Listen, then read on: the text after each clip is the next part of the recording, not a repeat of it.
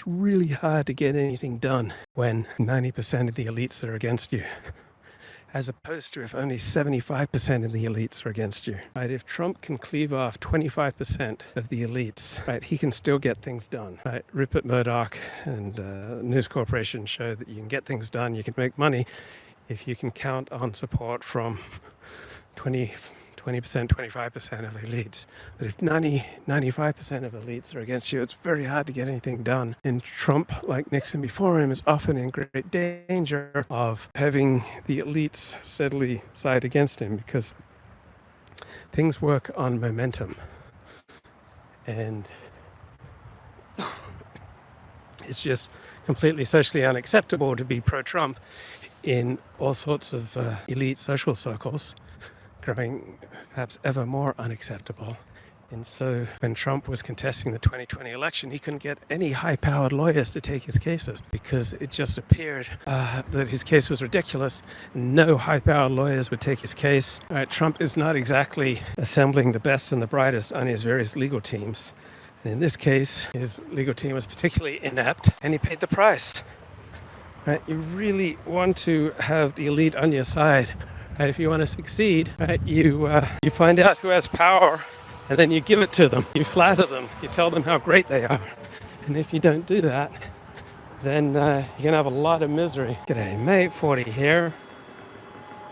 So another thing that jumps out at me about the news media coverage of the Trump conviction is how giddy the news anchors and the reporters were. And that's not just because they're anti-Trump, right? A lot of the giddiness is because it was an exciting event, all right? And so news is exciting, right? 100,000 people every day moving out of poverty, right? Not exciting. So we've had 1 billion people move out of poverty in the last, 30 years in the world. That's not exciting, and so that doesn't make the news. So you can't confuse what's important with what's exciting. Anyway, this Trump conviction's exciting. So if you're a news reporter, if you're a journalist, if you're a commentator, right, this Trump news enhances your social status because people are paying attention to what you're talking about. Right? My father loved it when people would pay attention to his sermons. So my father was never happier than when he was giving a funeral oration, because that's when people listen to him the most intensely. And so when you've got breaking news that's widely discussed, such as the Trump conviction on 24 counts, right, you, the journalist, become the center of attention. And if you're the recipient of a ton of attention, it makes you giddy, right? You feel happy. I remember this news conference in 2004 after 3 people had tested HIV positive on the pornography industry. And so it was the first time in months that all the major players in the industry had gotten together.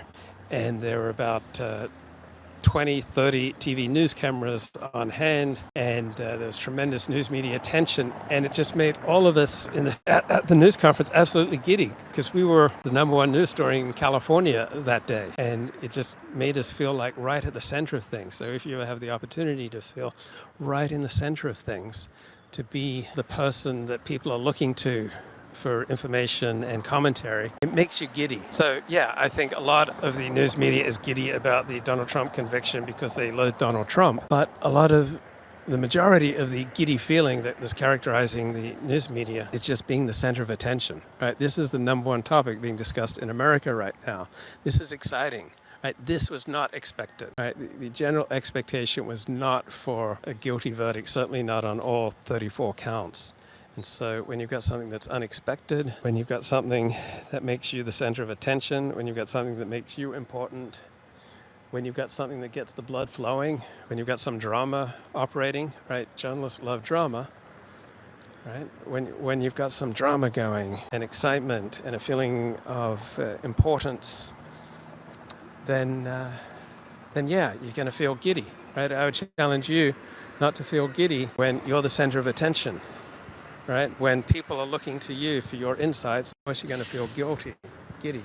This isn't something weird going on in the news media, right? This is a to be expected response. And so far, right now, it looks like the Democrats are just much more successful and much more competent.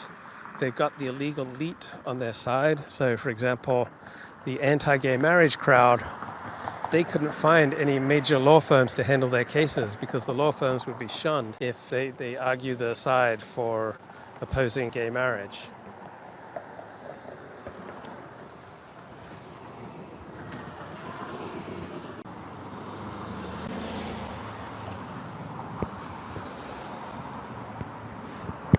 G'day, mate, 40 here. So I'm just thinking, who's going to win the enthusiasm gap? I don't see how this is going to increase the enthusiasm of Democrats, right? They already think he's guilty, so this just confirms their views. It should massively increase the enthusiasm of Republicans.